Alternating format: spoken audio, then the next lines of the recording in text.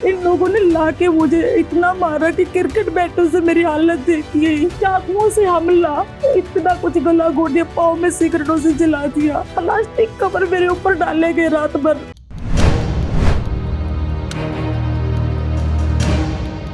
Sir, मैं कर्नाटका बेंगलोर की रहने वाली हूँ। मैं अनाथ हूँ। मैं प्रोफेशनल ब्यूटिशियन हूँ।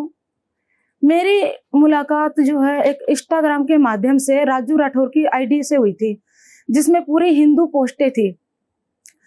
और वहाँ पे इनसे मेरी 2019 में फ्रेंडशिप हुई थी एक इंस्टाग्राम के माध्यम से, जो राठौर बन के मिले थे। तो मैंने सोचा हिंदू है, जब सब कुछ हिंदू के रीति रिवाजों से था। मुझे नहीं बताता सर ये मुस्लिम है, और ना ही मुझे बताया गया। इनकी पूरी फैमिली हिंदू बन के बात कर रही थी मेरे साथ। ऑलरेडी वो आदमी शादीशुदा था और अनमैरिड मुझे बताया गया। जो उसकी वाइफ थी साजमा, वो सोनिया नाम से मेरे से लगातार टच में थी, और वो उनकी भाभी बन के ही बात करती थी। उनके पापा जो सलीम है वो सतीश नाम से बात करते थे। बहन इकरा थी, वो कविता नाम से, कोई रजनी, कोई रानी, और इनका एक भाई है उसका जिसका नाम अमजद है। वो मेरे को ना सुनील नाम से बात करता था। मुझे नहीं पता था सर ये कौन है। मुझे इन्होंने फैमिली इमोशनल ब्लैकमेल किया। मैं अनाथ थी तो मैं इनकी बातों में आ गई सर। बात होते होते आज मेरे को कभी महसूस ही नहीं होने दिया ये मुस्लिम है। ये कलेवा भी बांध लेते हैं, तिलक भी लगा लेते हैं, ये हर हथकंडे अपनाते हैं। इतनी दिमाग नहीं था सर कि ऐसा भी दुनिया में कुछ होता है। 2021 में सर इन्होंने बोला कि तू प्रोफेशनल ब्यूटिशियन है, तू सऊदी में आ जा, तुझे अच्छी कंपनी में यहाँ जॉब लगवा दूंगा। मैं 2021 में सऊदी गई तो इन्होंने मेरे पासपोर्ट में मेरा वीजा नहीं लगवाया सर। मेरा जो रियल नाम है मैं ओपन कर सकती हूँ यहाँ पे, सोनू नाम से मेरा वीजा नहीं लगवाया इन्होंने। एक सोनिया नाम का जो पासपोर्ट था उस पर वीजा लगवाया, फोटो उस पर मेरी लगी हुई थी। इन्होंने सब काम, इनका जो ऑटोमेटिक पहले से फिक्स था। एक देवबंद का आदमी था जो साथ भेजा गया था जी। तो इन्होंने इस तरीके से भेजा, मुझे कुछ महसूस नहीं हुआ। इसका पापा छोड़ने आया, इसकी जो भाभी बनी हुई वाइफ थी वो छोड़ने आई, एक वो आदमी था। दिल्ली एयरपोर्ट से इन लोगों ने मुझे भेजा। मैं जैसे सऊदी जद्दा एयरपोर्ट पहुंचती हूँ, वहां पे जो राजू राठौर का व्यक्ति था, वसीम था, वो मुझे लेने आता है, जिसके साथ में देवबंद के लोग थे, कुछ इसके जो है मुरादाबाद के कुछ लोग थे। ये काफी लोग आए थे, 3-4 लोग लेने। जद्दा एयरपोर्ट से मुझे हाइल ले गए। हाइल शहर से आगे अलबादिया, वहां पे रूम ले रखा था। ये लोग मुझे वहां ले गए तो वहां जाते इन्होंने दोस्तों को इकट्ठा किया। दोस्तों को इकट्ठा करके मेरे गले में मंगलसूत्र बांध दिया, मांग में सिंदूर डाल दिया। थोड़ी देर बाद इन्होंने छांगुर को कॉल लगाया, जो उत्तरौला के अंदर बलरामपुरा में रहने वाला था जी। जो इनका मेन मास्टरमाइंड था। उनको इन्होंने बोला कि सामान आ गया। तो मैंने सोचा कोई काम का सामान आया होगा इन लोगों का। फिर उन्होंने सामने से बोला अच्छा काजल कर दे। मेरे को समझ में नहीं आया सर इनका कुछ भी। फिर उन्होंने बोला कि मैं नहीं आ पाऊंगा, मेरे ऊपर पुलिस की नजर है और मेरे जो है ना तबीयत भी ठीक नहीं है। मेरा मुरीद रहता है बदर अख्तर सिद्दीकी, जो कि अदीदलम शहर सऊदी के अंदर है, वो आएगा और वो जो है धरती पलट कर देगा। इसका मतलब था धर्म परिवर्तन सर जी। तो फिर मैंने जब उसको इस्लामिक टोपी देखी, उसके सर पे दाढ़ी देखी, तो मैं वही समझ गई थी ये हमारे हिंदू हो ही नहीं सकते हैं। मैंने उनसे पूछा ये कौन है? बोला बाबा है। मैंने बोला हमारे बाबा ऐसे नहीं होते, हमारे बाबा हिंदू होते हैं, मंत होते हैं, भगवाधारी होते हैं। तो इन्होंने मेरे को मारपीट करना शुरू कर दिया। बोला तू ज्यादा बोल रही है, इसको रूम में लॉक कर दो। 3 दिन बाद वहां पे बदर अख्तर सिद्दीकी आया। उन्होंने भी यही बोला मैं छांगुर एक है और हमारा जो इस्लाम बहुत प्यारी चीज है, तुम्हें जन्नत मिलेगी, तुम क्यों इसके धर्म के पीछे जाती हो? गौमूत्र पीने वाले लोग हो, गोबर खाने वाले लोग हो, हमारे धर्म में आओ तुम्हें जन्नत मिलेगी, ये वो। मैंने मना किया। मैंने ये बोला जो मेरा धर्म है मैं उसके अंदर खुश हूँ, और मैं ब्राह्मण समाज से हूँ। जो लोग जन्म लेने के लिए भी सोचते हैं, मैं अपना धर्म नहीं छोड़ूंगी। तो इन लोगों ने वहां पे मेरी अश्लील वीडियो बना ली सऊदी में, और कुछ अश्लील फोटो है। 3 महीने वसीम मेरा शोषण करता रहा, वहां पे मारपीट करता रहा, और लगातार मुझे यही मेरे अंदर डर बैठाता रहा, अगर किसी को कुछ भी बोला तो तुझे कटवा के फिकवा देंगे, या जो वीडियो फोटो हमारे पास है सोशल नेट पे हम छोड़ देंगे तो कहीं की नहीं रहेगी, तो तेरा ब्यूटिशियन प्रोफेशन तो छोड़, तू अपनी जिंदगी नहीं जी पाएगी। और हकीकत बात यह है सर, जिसका कोई नहीं होता ना उसको चारों तरफ सोचना पड़ता है। और मैं मजबूर हो गई वहां पे। 85 दिन बाद इन्होंने मुझे वापस इंडिया भेज दिया। मैं बेंगलोर कर्नाटक आई, कुछ दिन डिप्रेशन के अंदर रही। थोड़े दिन बाद जो भाभी बनी हुई थी वो फोन करती है, पैसे डाल। तब मेरे से इन्होंने ब्लैकमेल कर करके 10 लाख रुपए ऑनलाइन लिए सर। उसके बावजूद भी लोगों की मानसिकता नहीं रुकी। मैंने सोचा कि सुसाइड कर ले, ऐसे जिंदगी से अच्छा कभी भी तेरी वीडियो अपलोड कर सकते हैं। क्या करेगी, कहाँ जाएगी, कोई भी तो नहीं है तेरा, किसको सुनाएगी, कौन सुनेगा तेरी बात। फिर सर मैंने 2023 के अंदर परेशान होके हमारे कर्नाटका का कोरमंगला के पुलिस स्टेशन लगता है, उसके अंदर सूचना दर्ज करवाई जी फ्रॉड की। उनको बताया सर ऐसे, तो उन्होंने फ्रॉड मामले के अंदर जो है एक एप्लीकेशन लिखी। उन्होंने बोला तो इनका गांव नहीं जानती है, कुछ भी नहीं जानती है, पकड़ेगी कैसे, नंबर है। तो जो इसका बाप सतीश बन के बात कर रहा था जी। मैंने उनका नंबर दिया। जैसे पुलिस वालों का कॉल आया, पहली बार तो इनको वहाँ की भाषा नहीं आती है, कन्नड़ा लैंग्वेज, उनको हिंदी नहीं आती है। उन्होंने एक ट्रांसलेट को बोला कि बोलो ऐसी ऐसी बात है। तो ट्रांसलेट ने बोला कि यहाँ पे एप्लीकेशन दिया लड़की ने और तुमने ऐसा ऐसा किया है, केस होगा और तुम सारी जिंदगी जेल में रहोगे। तो इसके पापा ने फटाक से कॉल जो है अपने बेटे से वसीम को किया, जो राजू बना हुआ था, और भद्रकर सिंदगी को। इन्होंने बोले पुलिस के पास पहुंच चुकी है। उन्होंने तुरंत मेरी उस पे इंटरनेट पे ना सर मेरी फोटोज पोस्ट कर दिया अश्लील। और जो साजमा थी, जो सोनिया बनी हुई थी, उसने स्क्रीनशॉट मार के मुझे भेजा। मैंने वसीम को ब्लॉक कर दिया था व्हाट्सएप पे, फेसबुक पे, हर जगह। बोला कि हम हिंदू लड़कियों की ये इज्जत करते हैं, देख तेरी ये इज्जत है। अगर अभी तो कुछ भी नहीं हुआ, अगर 3 दिन में तू इंडिया नहीं आई, इंडिया से यहाँ हमारे गांव यूपी में नहीं आई सहारनपुर, तो वीडियो भी अपलोड हो जाएगी, जिसके बाद मरने के अलावा तेरे पास कोई रास्ता नहीं बचेगा, या हमें मरवा देंगे। तू क्या सोचती है कि हमारा, हम जानते नहीं बेंगलोर को, मजबूरन सर मुझे वापस से यहाँ सहारनपुर गाँव गानाकंडी आना पड़ा 2024 4 मई को। मजबूरन मैं यहाँ आई, ना चाहते हुए भी यहाँ आई मैं।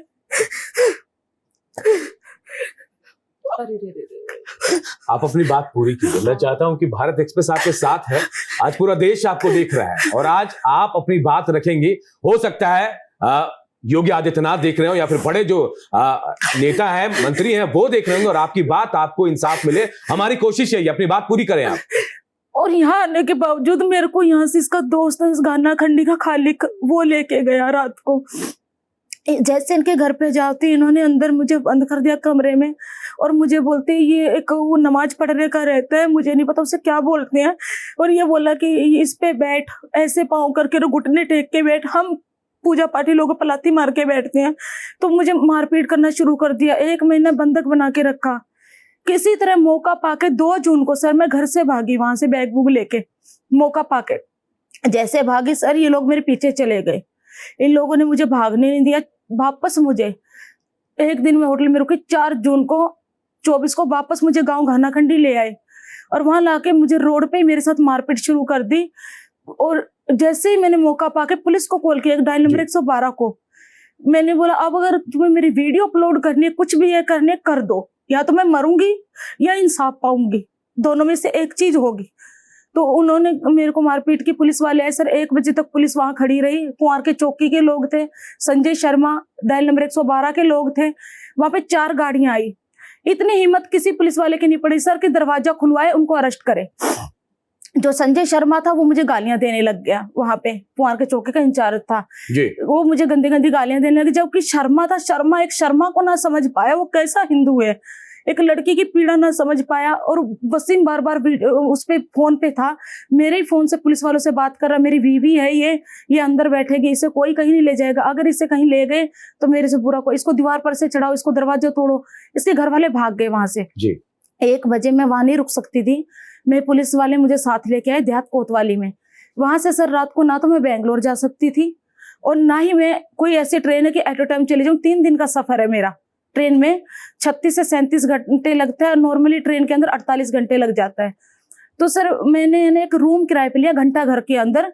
वहां पे मैंने रूम लिया तो 3000 का कुछ रेंट था, वहां पे लिया मैंने। वसीम कॉल पे था, मुझे बोला अगर तू बेंगलोर की तरफ सोचेगी ना तो तुझे यहाँ से पार नहीं होने देंगे हम, तेरी इज्जत इसी में है, तू वापस घर चली जा, वो तेरे साथ मारपीट नहीं करेंगे, तू आराम से इस्लाम में आ जा। मैंने बोला मैं इस्लाम में नहीं आऊंगी, जो सजा देनी है दे दो मुझे। इन्होंने वहां पे लड़के लोग भेज दिए सर। 3-4 दिन में होटल में रुकी, क्योंकि मेरे को टिकट नहीं मिल रहा था एट अ टाइम, और उसके लिए भी मुझे वेट करना था जी। इन लोगों ने मुझे वहां पे लड़के भेजे, नजर रख दी, होटल से बाहर भी नहीं निकल पाई। मैंने एक दिन फोन बंद करके ये बोला कि मेरे फोन में बैटरी नहीं है, और मैं वहां से निकल के एसएसपी ऑफिस पहुंच गई सहारनपुर के। वहां पे रोहित साजवान थे, रोहित कुमार साजवान एसएसपी थे। वहां पहुंची, वहां पे मैंने एप्लीकेशन दी। वहीं से मैंने एक पोर्टल ऐप पे योगी जी को 1076 पे पोर्टल किया। जैसे वहां से किया, मेरे को हफ्ते भर रुकना था फिर जी। तो मेरे को उन्होंने बोला, जो पुलिस वाले थे, आप 1 हफ्ता आपको रुकना पड़ेगा, कैसे भी आप होटल में रुको, कहीं भी रुको, आपको रुकना पड़ेगा, तभी इसका वो मिलेगा। सर 8 दिन बाद जैसे पुलिस वालों को पास भेजा, मेरे एसपी ने मुझे भेजा 3 दिन बाद कि तुम है ना देहात कोतवाली लगता सहारनपुर का, वहां चले जाओ। वहां के एसएचओ थे सुंदरसेन सैनी, तो वहां मैं गई। सर ऐसा ऐसा है, मेरे को एसपी साहब ने भेजा है, और ये केस है, और धर्मांतरण का केस है सर, लव जिहाद का, और रेप क्या हुई है, मारपीट भी हुई। उस टाइम पे रेप नहीं किया था लोगों ने, मेरा मारपीट किया था, कपड़े फाड़ दिए थे जी। जैसे मैं वही तो चंद्रसेन सैनी सच मुझे बोलता बैठ जा। पूरा दिन मुझे बैठा के रखा। इन्होंने फोन किया इन लोगों को। सर ये लोग कम से कम 16-17 लोग आए, पूरी पंचायत भर के। उसके अंदर एसएचओ ने मुझे बोला, जितना मैं बोल रहा हूँ साइन कर और उनके साथ चली जा, ये हमारी जिम्मेवारी, तुझे कुछ नहीं बोलेंगे। मैंने ये बोला, सर मुझे यहाँ से निकाल दो, मुझे इस दलदल से बाहर निकलना है। एसएचओ ने मेरी बात नहीं सुनी और मेरे पे दबाव बना के साइन लेके, और ऐसा बोलना है तुझे, वीडियो में ऐसा बोलना है, और मुझे इनके साथ भेज दिया। इसका बाप, इसकी वाइफ जो भाभी बनी, इसके भाई, गांव के पंचायती लोग सब लेके मुझे गांव आ गए। सर लगातार मारपीट करते रहे, लगातार पुलिस स्टेशन जाती रही, देहात कोतवाली, एसएसपी ऑफिस। आप रसीद देखेंगे सर एसएसपी ऑफिस की, कि एक लड़की 9-9, 10-10 रसीद उठा के है। 8 से 9 महीने में कार्रवाई किसी पे नहीं हुई। पुलिस वाले मेरे को गालियां देते, भगा देते।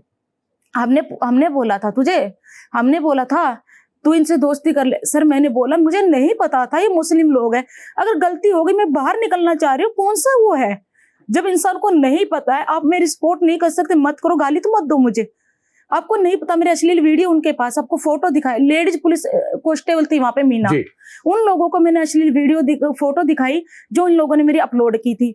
फिर भी उन लोगों को मेरे ऊपर तरस नहीं आया, पुलिस वालों को। सर ऐसे ही करते करते सर 12 दिसंबर 2024 को धमकी दी गई, अगर आज तू इस्लाम में नहीं आई। एक दाढ़ी वाला था, हफीजी बोलते हैं, उसे लेके आए, बोले आज अगर तूने कलमा नहीं पढ़ा और तूने हमारे साथ जो हम बना के खा रहे हैं, शायद वो बीफ था सर जी, ये नहीं खाया ना तूने, तो तेरा हशर ऐसा होगा, तो किसी को मुंह दिखाने के लायक नहीं रहेगी।